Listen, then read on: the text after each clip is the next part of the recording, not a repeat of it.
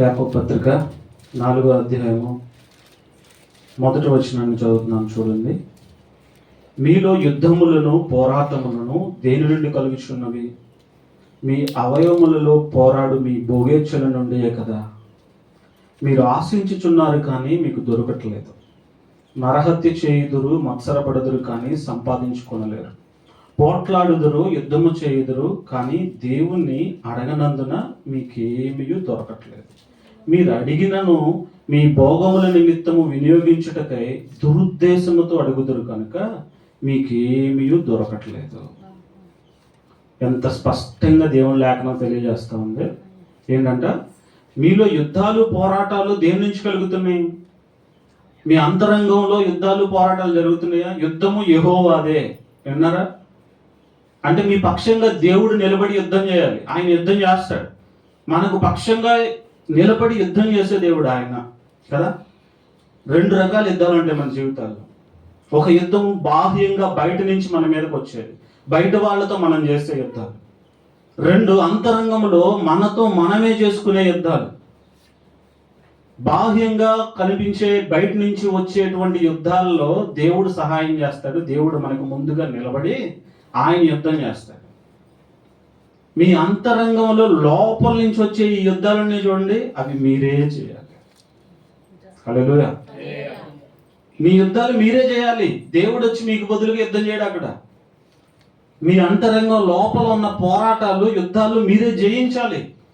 శక్తిని ఇస్తాడు దేవుడు. యుద్ధాలు చేయడానికి తగిన సామర్థ్యాన్ని ఇస్తాడు, శక్తిని ఇస్తాడు. ఆయన సన్నిధిలో నువ్వు ప్రార్థించినప్పుడు, మోకరించినప్పుడు.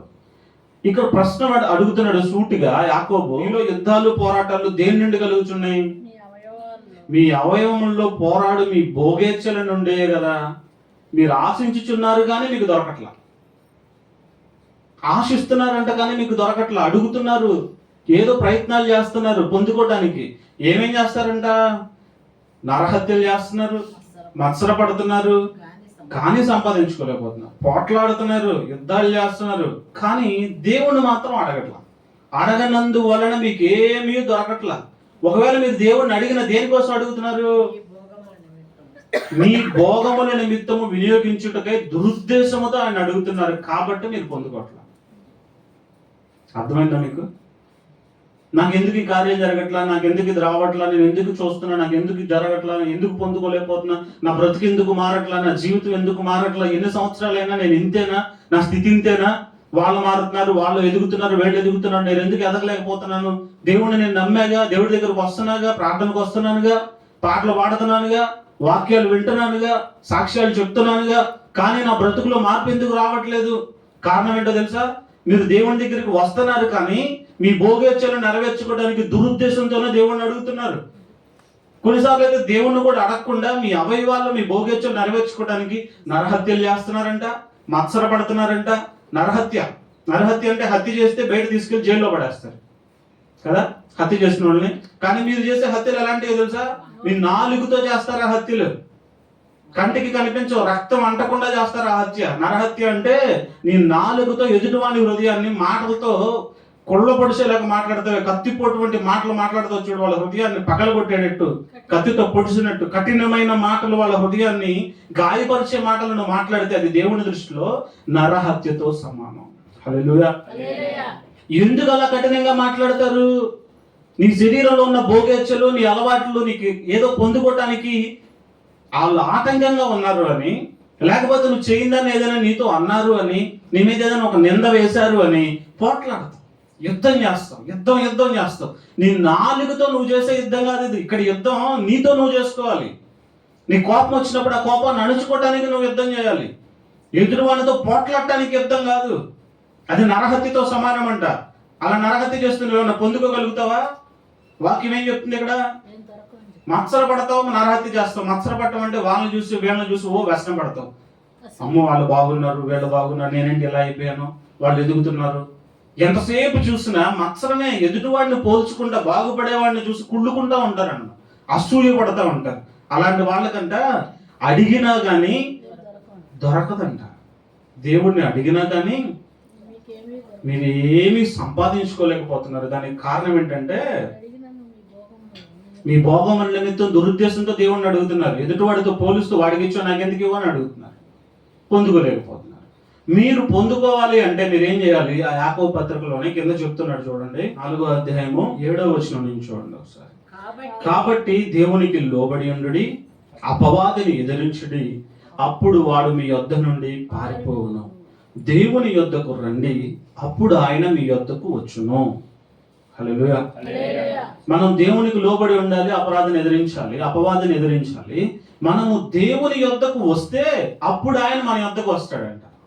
అప్పుడు మిమ్మల్ని బలహీనపరుస్తున్న వాడు ఉన్నాడే, వాడు మీలో శరీరేచ్ఛలు భోగేచ్ఛలు కలిగించేవాడు ఉన్నాడే, మత్సరం కలిగించేవాడు ఉన్నాడే, మిమ్మల్ని మీరు ఏదో పొందుకోవాలని మీకు అసూయ వచ్చేసి ఏం చేసైనా సరే నేను గెలవాలి, ఏం చేసైనా నేను అది సంపాదించాలి, ఏం చేసైనా ఆ డబ్బులు నాకు కావాలి, అది నష్టమైనా ఎదుటికి కష్టమైనా అన్యాయమైనా అబద్ధమైనా అక్రమమైన హత్య అయినా దొంగతనమైనా దోపిడీ అయినా నీ అవసరం నువ్వు తీర్చుకో అని నీలో ఉండి నీకు చెప్తా ఉంటాడే అపవాది. వాడు ఎప్పుడు నీలో నుంచి పారిపోతాడంటే నువ్వు దేవుడి దగ్గరకు వచ్చినప్పుడు, దేవుడు నీలోనికి వచ్చినప్పుడు అప్పుడు పారిపోతాడు. నువ్వు దేవుడి దగ్గరకు వస్తున్నావు మంచిదే, కానీ దేవుడు నీ యొద్దకు వస్తున్నాడా? దేవుడు నీ యొద్దకు వచ్చేటట్లుగా నువ్వు మారుతున్నావా? దానికి ఆన్సర్ కిందే ఉంది, చదవండి.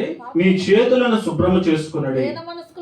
ద్విమనస్కులారా, ద్విమనస్కులారా అంటే 2 మనస్సులు కలిగి ఉన్న వారులారా, మీ హృదయములను పరిశుద్ధపరచుకొనుడి, వ్యాకులపడుడి, దుఃఖపడుడి, ఏడువుడి, మీ నవ్వు దుఃఖమునకును మీ ఆనందమును చింతకును మార్చుకొనుడి. ప్రభువు దృష్టికి మిమ్మల్ని మీరు తగ్గించుకొనుడి, అప్పుడు ఆయన మిమ్మను హెచ్చించును. హల్లెలూయా. చూసారా ఎంత స్పష్టంగా దేవుడు చెప్తున్నాడు ఇక్కడ యాకోబు గారి ద్వారా. మీరంట దేవుని యొద్దకు వచ్చారు, అప్పుడు దేవుడు మీ యొద్దకు వస్తాడు. మీరు దేవుడి దగ్గరకు వస్తున్నారు, వచ్చిన తర్వాత అంట మీరు ఒకప్పుడు దేవుని ఎరగక ముందు పాపపు క్రియల్లో ఉన్నారు, పాపిగా ఉన్నారు. ప్రతి మానవుడు పాపిగానే ఉన్నాడు. ఆ పాపంట దేవుడి దగ్గరకు వచ్చిన తర్వాత ఏం చేయాలి? మీ చేతులను శుభ్రం చేసుకోనండి. ద్విమనస్కులారా, ద్విమనస్కంట 2 మనస్సులు. దేవుడి దగ్గరకు వచ్చినప్పుడు దేవుడు మనస్సు, దేవుడే నాకు సమస్తం, ఆయన తప్ప నాకు వేరే ప్రపంచం లేదు, ఆయన గొప్పవాడు, ఆయన నేను నమ్మా, ఆయన కోసం నేను బ్రతుకుతా. అబ్బో ఎన్నో ఆలోచనలు చేస్తాను ఆయన సన్నిధిలో ఉన్నప్పుడు. ఇక్కడి నుంచి మళ్ళీ బయటకు వెళ్ళంగానే, గుమ్మం దాటి బయటకు వెళ్ళంగానే ఇంకో మనసు వచ్చేస్తుంది. దేవుడు ఏమైపోయాడో తెలియదు, దేవుడి మాటలు ఏమైపోయినాయో తెలియదు, ఇప్పుడు దాకా విన్న మాటలు ఏమైపోయినాయో తెలియదు. బయటికి వెళ్ళంగానే మీ పగలు, ప్రతీకారాలు, మీ పంతాలు, ఆశలు, మీ శరీరానికి మీ చూపులు అన్నీ అసలు డిఫరెంట్గా ఉంటాయి. దేవుని సన్నిధిలో ఉన్నప్పుడు మాత్రం చాలా భక్తి పరుల్లాగా జాగ్రత్తగా. అసలు వీళ్ళు మాట్లాడతారంటారా? వీళ్ళు నోట్లో ఏలు పెడితే ఏం చేయాలా అని అడుగుతారేమో అన్నట్లుగా ఉంటారు దేవుడి సన్నిధిలో నుంచి బయటకు వెళ్ళంగానే అసలు ఆ ముయ్యలేదు ఇంకా నోరు. మనం దేవుడు అనుకుంటాడు ఈ నోటికి జిప్పేసి తాళం వేస్తే బాగుంటుందేమో. ద్విమనస్కులు, 2 మనస్సులు, 2 స్వభావాలు. మీరు ఆ స్వభావాలు కలిగి ఉన్నంత కాలం మీరు ఏది అడిగినా కూడా మీరు పొందుకోలేరు.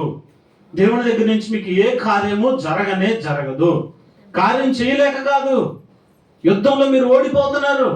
మీతో మీరు చేసే యుద్ధంలో, మీ అంతరంగంలో జరిగే యుద్ధాలలో, పోరాటాలలో మీరు ఓడిపోతున్నారు. కారణం ఏంటంటే మీ శరీరేచ్ఛలను భోగేచ్ఛలను నెరవేర్చుకోవటానికి మీ అంతరంగంలో వస్తున్నటువంటి ఆ పోరాటాలను జయించకపోవటానికి కారణం మీరు దేవుణ్ణి అడగట్లేదు. ఆ యుద్ధాలు జయించే శక్తి నాకు కావాలయ్యా అని మీరు దేవుడి దగ్గర ప్రార్థన చేయట్లేదు, దేవుణ్ణి అడగట్లేదు. మీరు దేవుణ్ణి ఏమడుగుతున్నారు? శరీర కార్యాల కోసం అడుగుతున్నారు, మీకు కావలసిన వాటిని అడుగుతున్నారు. పెళ్ళని, ఇళ్ళని, పిల్లలని, ఉద్యోగాలని, వ్యాపారాలని, బంగారం అని, పొలాలని, ఆరోగ్యాలని, ఇవే మీరు అడిగేది. మీ లోపల నిజంగా ఏ పోరాటం జరుగుతుంది, ఏ పోరాటంలో మీరు ఓడిపోతున్నారు, ఎక్కడ మీరు బలహీనులుగా ఉన్నారు, పాపం మీరు చేయటానికి ఏది మిమ్మల్ని అధికంగా ప్రేరేపిస్తుంది, దాన్ని జయించడానికి శక్తి మీకు సరిపోనప్పుడు దాన్ని నేను జయించే శక్తి నాకు ఇవ్వయా అని దేవుడి దగ్గర నువ్వు అడగాలిగా. దాని గురించి అడుగుతున్నారా? అసలు నేను పడిపోతున్నాను అనే గ్రహింపే నీకు లేదే. ఆ గ్రహింపు ఉంటే మీరు మీ నోటి నుంచి వచ్చే మాటను ఎంత జాగ్రత్తగా కాపాడుకుంటారు, మీ చూపును ఎంత జాగ్రత్తగా కాపాడుకుంటారు. మీరు వెళ్ళే స్థలాల్లో చాలా ఆచితూచి వెళ్తారు, ఎక్కడికి పడితే అక్కడికి వెళ్ళరు. నిజమైన భక్తి అంటే ఏంటి? యాకోబే చెప్తాడు, ఆ అధ్యాయం మొదటి అధ్యాయం చివరి వచనాల్లో నేను చూశాను కదా మనం. నిజమైన భక్తి అంటే ఏంటి? ఇహలోక మాలిన్యం అంటకుండా మిమ్మల్ని మీరు కాపాడుకోవాలి. కాపాడుకుంటున్నారా మిమ్మల్ని మీరు? ఇహలోక మాలిన్యం అంటకుండా, ఈ లోకంలో ఉన్న మాలిన్యం మీ మీదకి రాకుండా మిమ్మల్ని మీరు ప్రొటెక్ట్ చేసుకోగలుగుతున్నారా? దేవుని వాక్యం ఇక్కడ ఏం చెప్తుంది? తగ్గించుకోవాలి అంట. శుభ్రం చేసుకోవాలి చేతులు, మీ హృదయాలను పరిశుద్ధపరచుకోవాలి, వ్యాకుల పడాలి, దుఃఖపడాలి, ఏడవాలి. దేనికోసం వ్యాకుల పడాలి? దివమనస్కులారా, మీ హృదయాలను పరిశుద్ధపరచుకొనుడి. మీ హృదయాన్ని పరిశుద్ధపరచుకోవటం కోసం వ్యాకుల పడాలి. పరిశుద్ధత నాలో లేదు అని దానికోసం వ్యాకుల పడాలి. ఆయన సన్నిధిలో పరిశుద్ధత కోసం వ్యాకుల పడి, దుఃఖపడి, ఏడవాలి. ఎక్కడ ఏడవాలి? దేవుని సన్నిధిలో. దేనికోసం ఏడవాలి? అయ్యో నేను అప్పులైపోయాను, ఈ అప్పు నేను తీర్చలేకపోతున్నాను, నేను ఇంకా చచ్చిపోతాను, నేను బ్రతికేమి సాధించలేను, నేను చచ్చిపోతాను అని చెప్పి వీళ్ళ దగ్గర డబ్బుల కోసం ఏడకూడదు, దొంగ డ్రామాలు వేయకూడదు. నువ్వు అప్పులు చేసేటప్పుడు తెలీదా? కొన్ని పరిస్థితులను బట్టి అప్పులు చేస్తారు. నేను దాన్ని కూడా తప్పు పట్టట్లా. కొన్నిసార్లు ప్రాణం మీదకి వచ్చినప్పుడు, పరిస్థితులు వచ్చినప్పుడు అప్పు చేయాల్సి వస్తుంది. దానికోసం నువ్వు దేవుడి దగ్గర ఏడు, నువ్వు ప్రయత్నం చెయ్యి, ప్రాణం తీసేసుకుంటా. అనారోగ్యం వచ్చిందండి, కొంతమంది అనారోగ్యం, కడుపులో నొప్పి విపరీతంగా ఉంది, నాకు నేను తట్టుకోలేకపోతున్నా, నేను చచ్చిపోతా. ఇక్కడున్న ఈ నొప్పిని నువ్వు తట్టుకోలేకపోతే చచ్చిపోయి అక్కడ వచ్చే నొప్పి నువ్వు తట్టుకోగలుగుతావా? యుగ యుగాలు అగ్నిగుండంలో కాలుతూ ఉంటది నీ దేహం. అగ్ని ఆగదు, పురుగు చావదు. అది బాగుంటుందా నీకు? చిన్న చిన్న విషయాలకి ప్రాణాలు తీసేసుకుంటున్నారు. ఇది ఒక ఫ్యాషన్ అయిపోయింది. వాళ్ళ అమ్మ తిట్టింది, ఫోన్ లాగేసుకుందంట, ఫోన్ ఇవ్వలేదంట, తెల్లరేసరికి ఏలాడుతున్నాడు ఫ్యాన్కి. ఏం చేస్తున్నారు ఇవాళ? అసలు ప్రాణం అంటే అంత ఆషామాషి అయిపోయింది, అంత తేలిక అయిపోయింది. ఎక్కడికి వెళ్తాం? మీరు ఏడవలసింది దేనికోసం తెలుసా? పరిశుద్ధత నాలో లేదు. నేను పరిశుద్ధంగా ఉంటే దేవుడు నాకు అన్నీ ఇస్తాడు, నా బ్రతుకు మారుతుంది. పరిశుద్ధత కోసం వ్యాకుల పడాలంట, దుఃఖపడాలంట, ఏడవాలంట. నవ్వుని దుఃఖంగా మార్చుకోవాలి, ఆనందాన్ని చింతకు మార్చుకోవాలి. దేనికోసం? పరిశుద్ధత కోసం. ఎందుకు పరిశుద్ధత అంటే ఏంటి? రోజుకు 6 సార్లు 7 సార్లు స్నానం చేయటం, ఎప్పుడు తలస్నానం చేయటం, చెమట పట్టకుండా ముఖానికి పౌడర్ రాయటం, వాసన రాకుండా సెంటు కొట్టుకోవటం, అదే పరిశుద్ధత. కొత్త బట్టలు ఏ రోజుకి ఆ రోజు చక్కగా 4-5 రకాల కొత్త బట్టలు వేసుకోవటం, పరిశుద్ధంగా పరిశుభ్రంగా కనబడటం, చూసే వాళ్ళకి మడి కట్టుకున్నట్టుగా చక్కగా ఎవరిని ముట్టుకోకుండా, నన్ను అంటుకోవద్దమ్మా, అంటుకుంటే అపవిత్రత వచ్చేస్తుంది, నువ్వు నన్ను అంటుకోవద్దు, నన్ను ముట్టుకోవద్దు, అసలు వాళ్ళు కూర్చొని చోట నేను కూర్చోను, వాళ్ళతో పాటు నేను తిన్నాను. అదే అపరిశుద్ధత అంటే. యేసు ప్రభు పాపులతో పాటు కూర్చుని భోజనం చేశాడు. పాపులతో. పరిశుద్ధుడు ఆయన. ఆయన పరిశుద్ధత వాళ్ళని పరిశుద్ధులుగా మారుస్తుంది. మనం పరిశుద్ధంగా ఉండడం అంటే ప్రత్యేకంగా జీవించాలి, ప్రభువు వలె. మాటలో పరిశుద్ధత ఉండాలి, చూపులో పరిశుద్ధత ఉండాలి, మన ప్రవర్తనలో, మనం ప్రేమ చూపించే విధానంలో ప్రత్యేకంగా కనపడాలి. ఆ ప్రత్యేకత మీకు రావట్లేదా? ఏడవండి దేవుడి సన్నిధిలో. నేను ఉండలేకపోతున్నాను ప్రత్యేకంగా, నాకు ఊరికే కోపం వస్తుంది, లేకపోతే ఊరికే బాధ కలుగుతుంది. అడగండి దేవుణ్ణి. పరిశుద్ధంగా ఉండాలండి. మీ సంతోషాన్ని దుఃఖంగా మార్చుకోండి. దేంట్లో మీ సంతోషం ఉంది? టీవీ సీరియల్లో ఉందా మీ సంతోషం? ఆ సంతోషాన్ని దుఃఖంగా మార్చుకోండి. దేవుడి సన్నిధికి వచ్చి కన్నీరు గార్చండి. ఆ టీవీ సీరియల్ చూడకుండా నేను ఉండలేకపోతున్నాను, ఈ ఫోన్ వాడకుండా నేను ఉండలేకపోతున్నాను, దేవా నాకు సహాయం చేయని అక్కడ ఏడవండి. పరిశుద్ధత కోసం ప్రాకులాడండి. ద్విమనస్కులారా, మీ మనస్సులు మార్చుకోండి, మీ హృదయాన్ని మార్చుకోండి. 2 మనసులు వద్దు. ఎంతకాలం 2 మనసులతో ఉంటాం? అయితే చల్లగా ఉండు, లేకపోతే వెచ్చగా ఉండు. అటు ఇటు కాకుండా ఎంతకాలం ఉంటావు? అయితే పరిశుద్ధుడని పేరు తెచ్చుకో, లేకపోతే పాపి పనికిమాలోడని పేరు తెచ్చుకో. పాపనాలో తెలియదు, పరిశుద్ధుడనాలో తెలియదు. మందిరానికి వచ్చినప్పుడు పరిశుద్ధుడు, బయటకు వెళ్తే పరమ పాపి. అందుకే మా ఫ్రెండ్స్ అంటారు పరిశుద్ధ పాపి, పరిశుద్ధ పాపులు అంట. అంతా కూడా కల్తీయే. క్రైస్తవ్యం కూడా కల్తీ అయిపోయింది వాళ్ళ. ప్రభు ప్రాణం పెట్టిన విషయాన్ని వింటున్నాం, చెప్తున్నాం. ఆయన ఎలా బ్రతికాడో అలా మనం బ్రతకట్లా. ఎదుటివాడు మనల్ని చూసి ఏమి నేర్చుకోవాలి? ఓహో, ఇదే ఈజీ కదా ఈ బ్రతుకు, మనం కూడా వెళ్దాం బాప్తిసం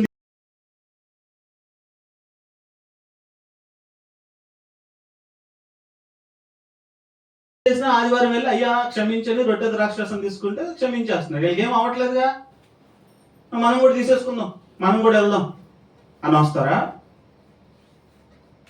ఎంత జాగ్రత్తగా ఉండాలి, నీ పరిశుద్ధతను నువ్వు ఎంత జాగ్రత్తగా కాపాడుకోవాలి. మళ్ళీ సమస్య వచ్చిందంటే అసలు మామూలుగా ఏడవు, అప్పుడు వస్తుంది ఏడుపు.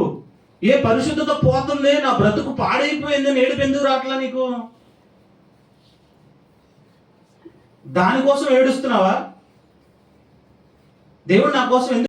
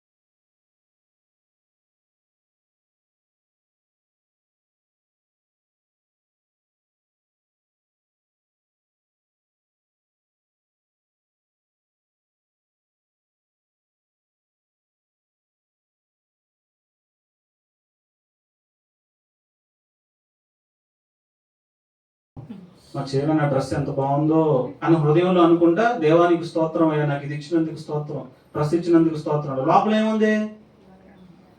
అందంగా ఉన్నానని ఒక గర్వం లోపల ఉంది.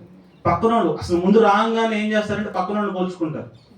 అబ్బా వాళ్ళకంటే నేను బాగున్నాను, ఇవాళ నేనే సూపర్, ఎలా ఉందో చూడు, ఎలా ఉన్నాడో చూడు అని అనుకుంటా ఎదుటి వాళ్ళతో పోల్చుకుంటా వీళ్ళ హృదయంలో ఏముంది అది లోపల పెట్టేసుకుని దేవుని స్తుతిస్తారా? నాకు ఇది ఇచ్చినందుకు నీకు స్తుతి అయ్యా, వాళ్ళకంటే నాకు ఇది ఇచ్చినందుకు నీకు స్తోత్రం అయ్యా అని ప్రార్థన చేస్తాను. గర్వం నీ లోపల పెట్టుకుని నువ్వు ఏ ప్రార్థన చేసినా కూడా ఫలించదు. నువ్వు తగ్గించుకున్నట్టు అసలు కానే కాదనమాట. హృదయ గర్వం తీసివేయాలి. ఆ విధంగా తగ్గించుకుని దేవుని సన్నిధిలో మనం కోసాడాలి, ప్రార్థన చేయాలి. ఇప్పుడు అర్థమైందా మీకు? మీరు చేసే ప్రార్థనకి జవాబు ఎందుకు రావట్లేదు, మీరు అడిగిన ఎందుకు పొందుకోలేకపోతున్నారు? అయితే రెండు మనసులు కలిగి ఉంటున్నారు, లేకపోతే దేవుడిని అడిగేది మీరు దేనికోసం అడుగుతున్నారు? దురుద్దేశంతో అడుగుతున్నారు. మీరు కన్నీరు కార్చేది దేనికోసం? ఒక ఆత్మ రక్షణ కోసం కన్నీరు కారుస్తున్నారు. మీరు బైబిల్ గ్రంథంలో అయినా చూడండి, అంతకుముందు వాళ్ళు ఉపవాసం ఉండి గోనెపట్ట కట్టుకుని ఉపవాసం ఉండి కన్నీరు కార్చారు. దేనికోసం కార్చారు? నశించిపోతున్న ప్రజలను రక్షించటం కోసం. ఉపవాసం ఉండాల్సింది, కన్నీరు కార్చాల్సింది ఆత్మల రక్షణ కోసం.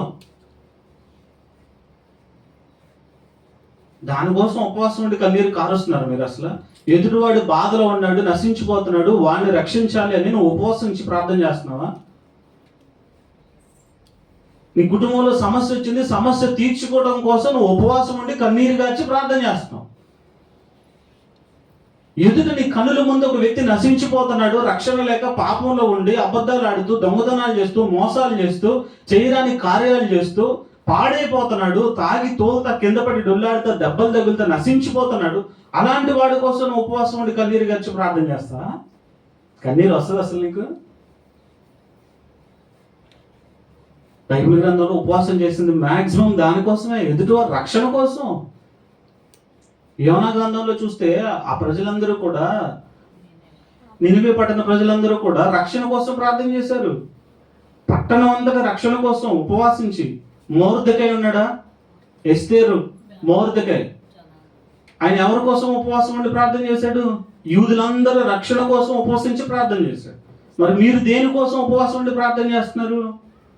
అప్పులు తీరాలి, ఉద్యోగం రావాలి, పెళ్ళిళ్ళు అవ్వాలి, ఇల్లు కొనాలి. దీనికోసమేగా. అంటే మీ లోపల ఏం ఉద్దేశం ఉంది? మంచి ఉద్దేశం ఉందా, దురుద్దేశం ఉందా? చెప్పండి. దురుద్దేశంతో అడిగితే పొందుకుంటారా? అందుకే దొరకట్లా. దేవుని వాక్యమేగా చెప్తుంది. యాకోబు పత్రిక 4వ మొదటి 2-3 వచనాల్లో ఉన్నదే కదా. సో మీరు ఎక్కడి నుంచి అయినా సరే మీరు కన్నీరు కార్చేది ఇతరుల కోసం అయితే, ఆయన ఏమన్నాడు అసలు? నా నీతిని, నా రాజ్యాన్ని వెతకండి, అప్పుడు అవన్నీ మీకు అనుగ్రహించబడును. ఆయన నీతి, ఆయన రాజ్యం ఏంటి? ఏ ఆత్మ నశించిపోవడానికి ఇష్టం లేదు, అన్ని ఆత్మలు రక్షణలోనికి రావాలి. అది ఆయన రాజ్య వ్యాప్తి. ఆయన రాజ్య వ్యాప్తి కోసం నువ్వు ఉపవసించి కన్నీరు గార్చి ప్రార్థన చేస్తే నీకు ఏది కావాలో అది ఇస్తాడు. ఆకాశ పక్షులు చూసారా? అవి విత్తుతాయా, కోస్తాయా, వ్యవసాయం చేస్తాయా? వాటిని పోషిస్తున్నా. మీరు వాటికంటే శ్రేష్ఠులు కదా? మరి మిమ్మల్ని నేను పోషించిన.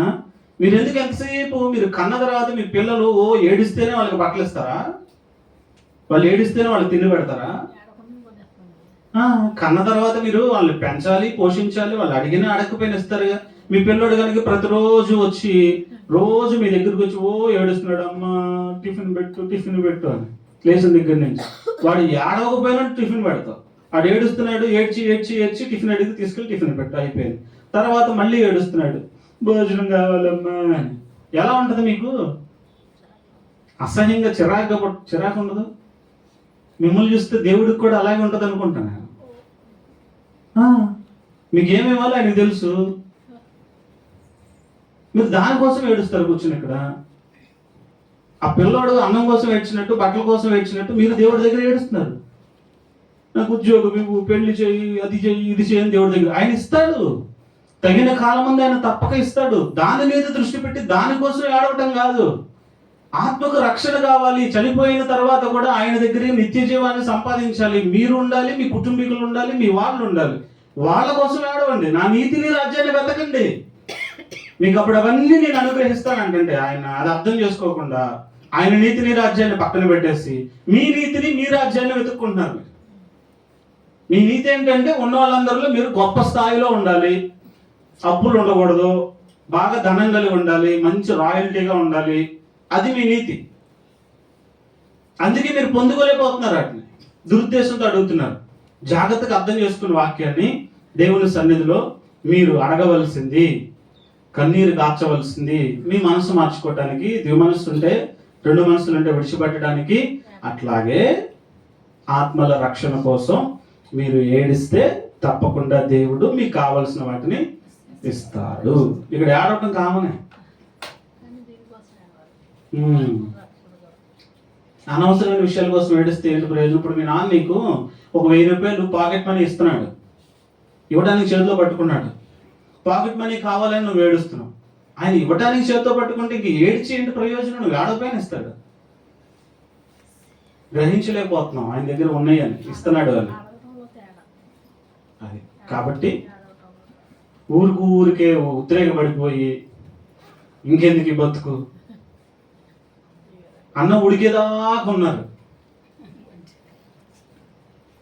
నేను ఉండలేను, ఇంకా నేను ఆకలి తట్టుకోలేకపోతున్నా, నేను చచ్చిపోతాను, నాకు అసలు ఆకలి ఉండదంటే ఏమన్నాను మిమ్మల్ని? అన్న ఉడికేదాకుండి చల్లారేదాకా ఉండరంట. ఉడికేదాకా ఉన్నాం. ఓర్పు లేదు, తగ్గింపు లేదు. అట్లా ఉండదు దయచేసి. దేవుడు నమ్మదగిన వాడు, ఆయన తప్పకుండా సహాయం చేస్తాడు. మీరు ఆయన దగ్గరికి వచ్చారు కాబట్టి ఆయన మీ దగ్గరికి రానివ్వండి, ఆయన మీ లోనికి రానివ్వండి, మీ హృదయంలోనికి రానివ్వండి. ఆయన మీ హృదయంలోకి రావాలంటే మీ ద్విమనస్సులు, మీ లోపల ఉన్నటువంటి అపరిశుద్ధత, ఇవన్నీ కూడా మీరు ఏం చేయాలంటే మార్చుకోవాలి. తప్పక మీలో ఉంటాడు, మీ అవసరతలన్నింటినీ కూడా ఆయన తీరుస్తాడు.